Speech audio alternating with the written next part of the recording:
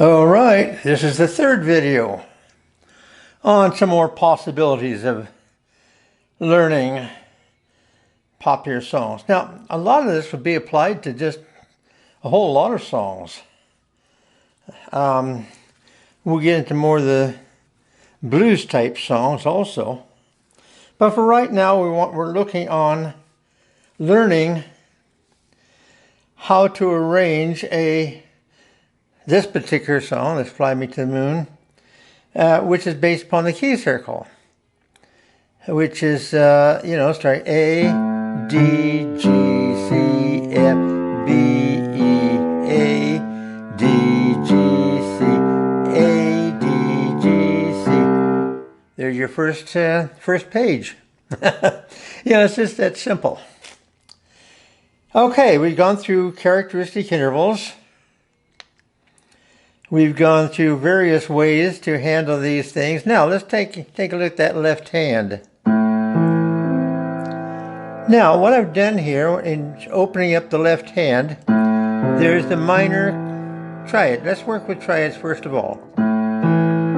There's the minor third on top. Minor third on top. Minor third, a major third on top for the dominant.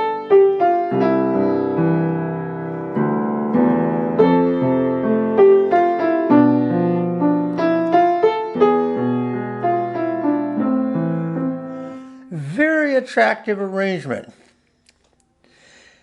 Okay, now we could do the minor seventh and the minor third. This requires now if you want to do it this way, but if you can do it this way, now A goes to D, minor seventh, minor third, minor seventh, major. Keep with the triad. See how that just doesn't sound nice.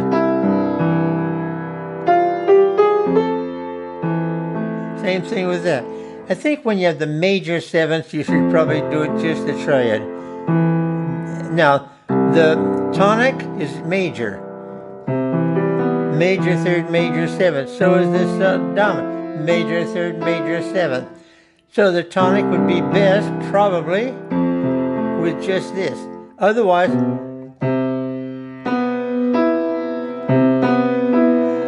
that's a little jarring somehow, I think. So, a little bit nicer.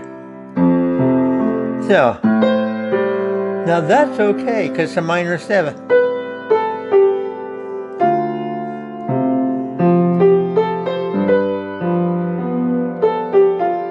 Major.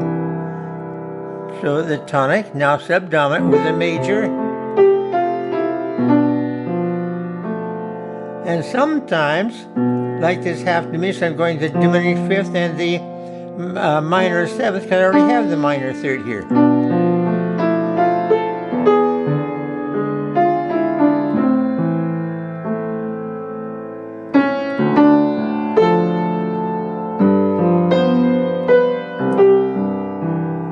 Here I come, those tonics. You have to just decide for yourself what you want to do about that. Now, if you want to add your chords. Now, if you want to add the root and the seventh,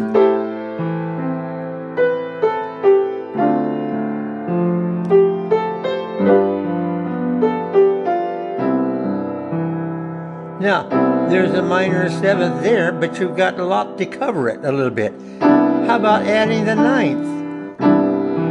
Now let's try something here. Now A minor, pretty. Because I've got the minor ninth. I've got the ninth.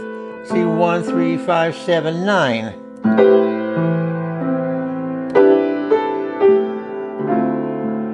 The ninth.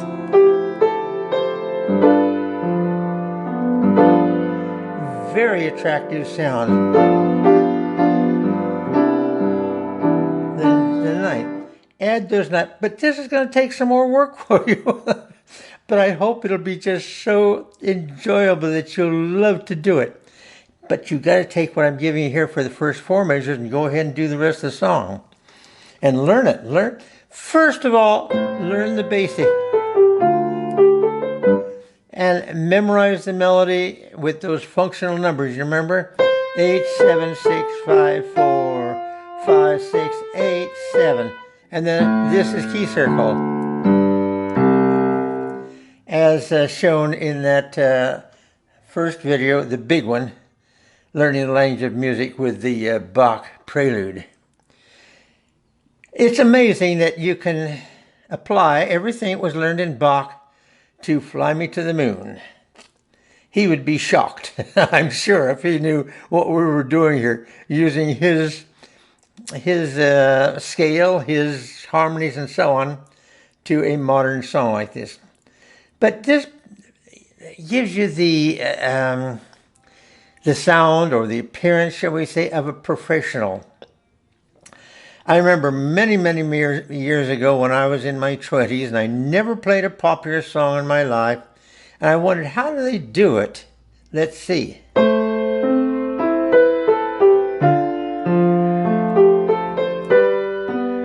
I tried something like that, or I tried. None of that. I mean, that just sounds a little bit stupid. But the way I've given it to you, you know, that's it. It's open, doesn't have much to it, but it's attractive. And then when you add this or,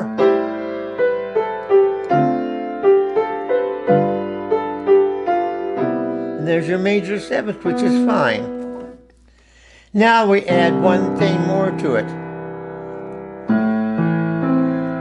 and do it always with root, fifth, and the third, whether it's major or minor.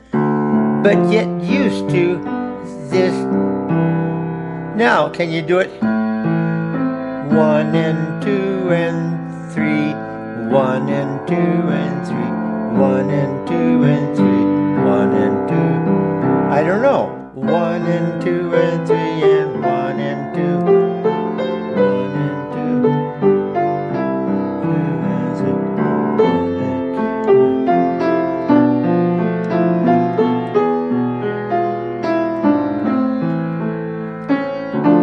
2. You can.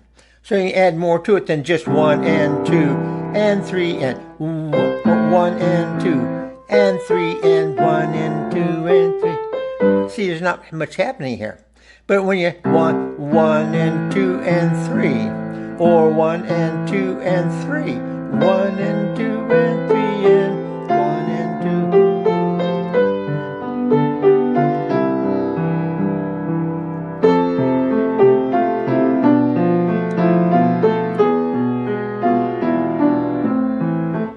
There's another way of doing it. You see, the possibilities are almost unlimited. So practice it 1 and 2 and 3, 1 and 2. First of all, though, 1 and 2 and 3 and 1 and 3 and 1, 2 and 3 and 1 and 2.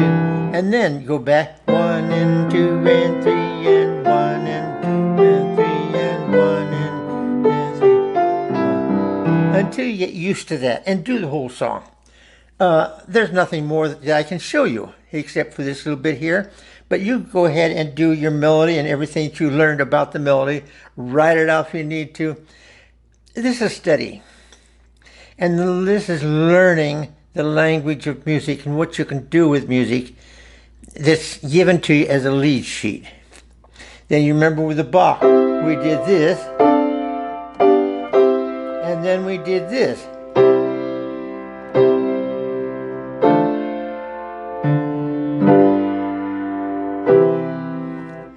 Same progression, but just changed it. Now, you can do that because 1, 2, 5, 1. 1, now here it is. 1, 2, 5. If you haven't done this, if you don't have that post that I have everything in it, please get it. Because it just has such amount of information about that now can be applied to this popular piece by Bart Howard. Fly Me to the Moon. Okay.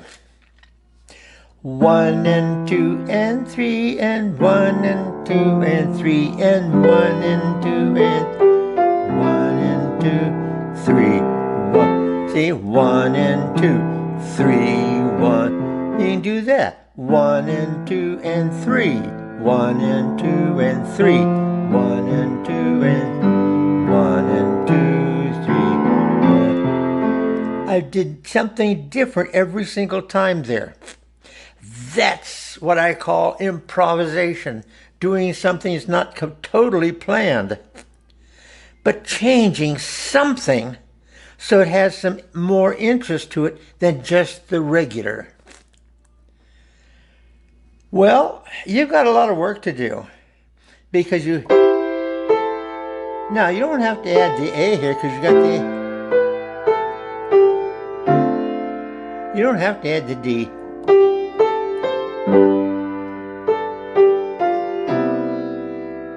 Okay, practice that. I shouldn't even say practice, because practice always implies something that's dull and deadly, because all you're doing is memorizing and practicing. Memorize and practicing. It's awful. Okay, and then you can remember, you double that right hand.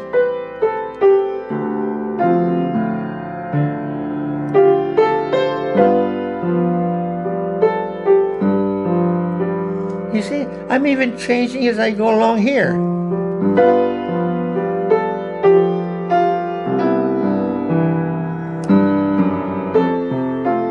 Remember, I did this to get to F, then I did this to get to F. I'm going to discuss that a little bit more in detail later on.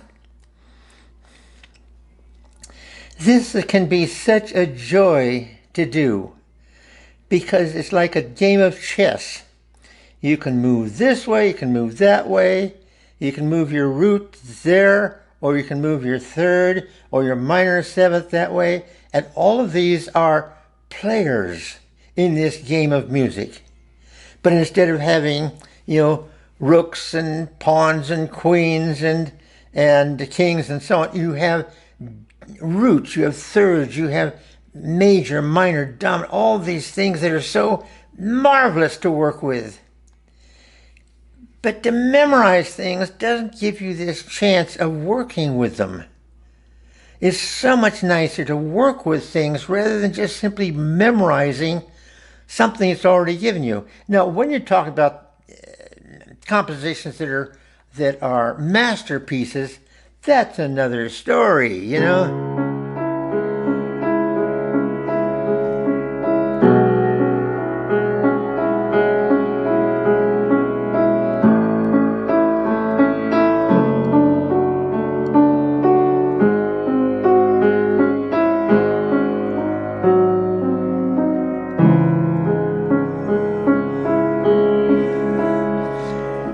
I mean, it's so beautiful. Excuse me, but I get emotional about this. That is so beautiful. You don't want to change one single note of it. But you understand that there's your minor triad. C sharp minor, because it's a step and a half. Now then you add your minor seventh, because it's going down a half step, down a whole step from the root. Then into the A major. What a marvelous chord that is. Then into your D major, doubling the third. Then into your G dominant, major third, minor seventh. Then into the C minor, C sharp minor with the minor third here. And then into the, now you can call it a 4/3 suspension, and into the tonic minor. And that's how that's put together. I can do a video on this if you like. You got to contact me. You got to talk to me. What do you want? Tell me what you enjoy. Tell me what these videos are meaning to you. They should, because if they aren't meaning anything to you, you aren't doing them. This is just such a meaningful type of thing. You've got the classics, which you do not change, but with that, don't memorize and practice. Learn it with your minor thirds, your major thirds, your dominants, all these things that make the music of these masterworks. Whether it's that or the Bach or what else in Bach,